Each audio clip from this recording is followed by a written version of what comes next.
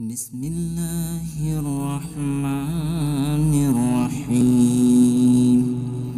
سورۃ الطارق مکی، اس میں 17 آیتیں اور ایک رکوع ہے۔ تعارفی سورہ مکی ہے اور اس وقت نازل ہوئی جبکہ اہل مکہ کو رسول اللہ صلی اللہ علیہ وسلم آخرت کے آنے کی خبر دے رہے تھے اور حساب و کتاب کا یقین دلا رہے تھے، مگر کفار و مشرکین اس پیغام کے ساتھ ہنسی مذاق کر رہے تھے اور کہتے تھے کہ آخرت ہرگز نہیں آئے گی اور حساب و کتاب بھی نہ ہوگا۔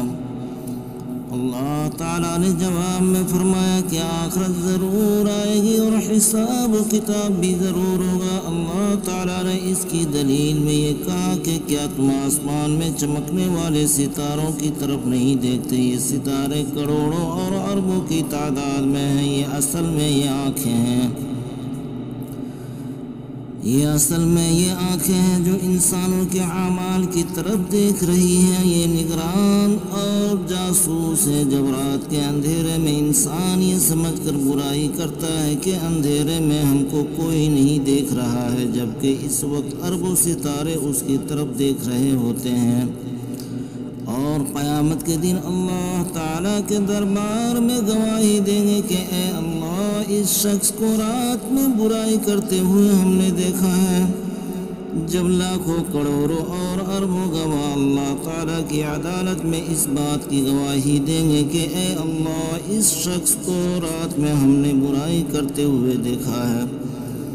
جب کسی عدالت میں لاکھوں سچے گواہی دے تو مجرم سزا سے کس طرح بچ سکتا ہے؟ اور جب رات میں اتنے جاسوس، اتنے نگران ہو تو دن میں کتنے نگران ہوں گے؟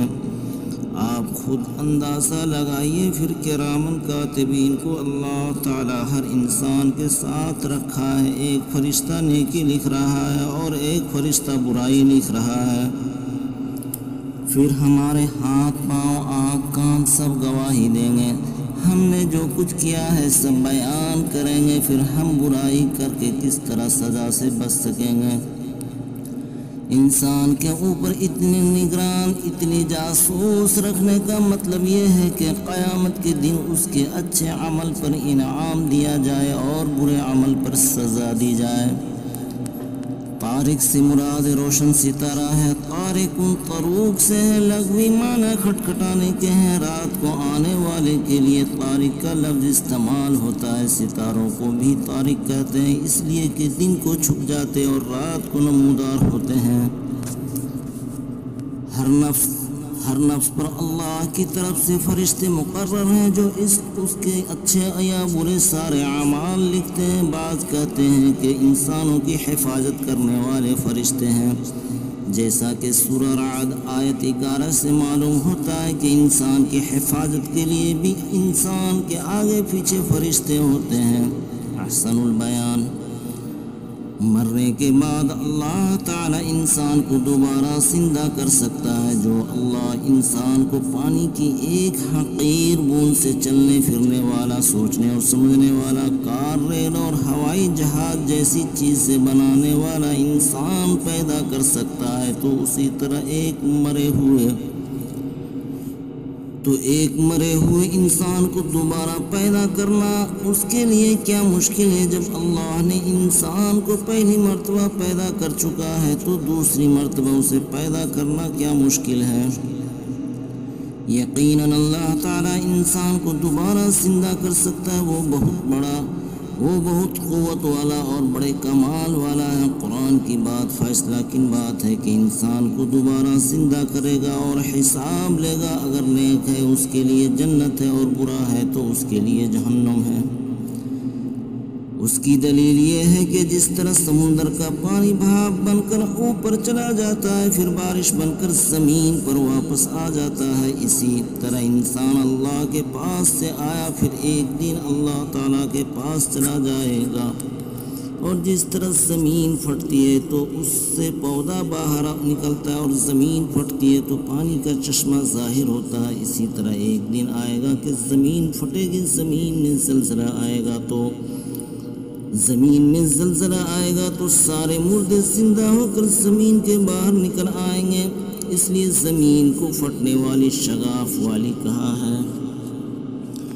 قرآن اللہ کی کتاب ہے، یہ لوح محفوظ سے اتری ہوئی عظیم کتاب ہے۔ قرآن جس روز حساب سے جس قیامت کے آنے کی بات پیش کر رہا ہے وہ اٹل قطعی اور فیصلہ کن بات ہے۔ اس کو مذاق نہ سمجھو، اسے معمولی بات نہ سمجھو، آخرت کی اہمیت کا خیال کرو، اس کی طرف توجہ کرو، اس کی تیاری کرو، آخرت پر ایمان لاؤ، نیک عمل کرو اور برے عمل سے بچو۔ اگر آپ نے زندگی اس طرح گزاری کہ بس دنیا کی فکر کرتے رہے اور آخرت کو بھلا دیا تو یقیناً برباد ہو جاؤ گے۔ بسم اللہ الرحمن الرحیم والسماء والطارق وما أدراك ما الطارق النجم الثاقب إن كل نفس لما عليها حافظ۔ گواہ ہے آسمان اور رات میں آنے والے، اور تم کیا جانو رات میں آنے والے کون ہیں؟ وہ چمکتے ہوئے ستارے ہیں، کوئی آدمی ایسا نہیں ہے جس پر کوئی نگران نہ ہو، یعنی ہر ایک پر ایک نگران ہے، ایک جاسوس لگا ہوا ہے۔ فَلْيَنظُرِ الْإِنسَانُ مِمَّا خُلِقَ مِن مَّاءٍ دَافِقٍ يَخْرُجُ مِن بَيْنِ الصُّلْبِ وَالتَّرَائِبِ إِنَّهُ عَلَى رَجْعِهِ لَقَادِرٌ يَوْمَ تُبْلَى السَّرَائِرُ فَمَا لَهُ مِنْ قُوَّةٍ وَلَا نَاصِرٍ۔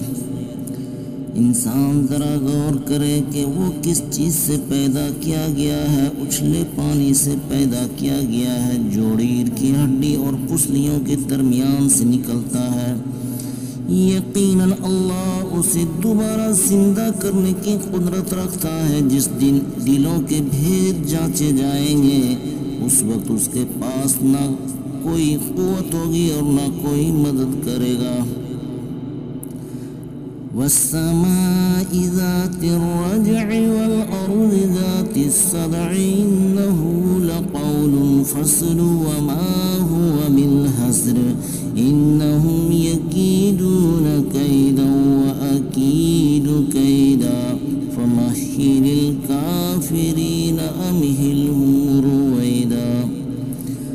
گواہ ہے بارش برسانے والا آسمان اور گواہ ہے پھٹ جانے والی زمین، یہ فیصلہ کن بات ہے؟ ہنسی مذاق نہیں، یعنی قیامت کا آنا طے ہے، یہ ایک حقیقت ہے۔ یہ لوگ کچھ چالیں چل رہے ہیں، یعنی کافر، اور میں بھی ایک چال چل رہا ہوں۔ اے نبی تم کافروں کو چند دن کے مہلت دو۔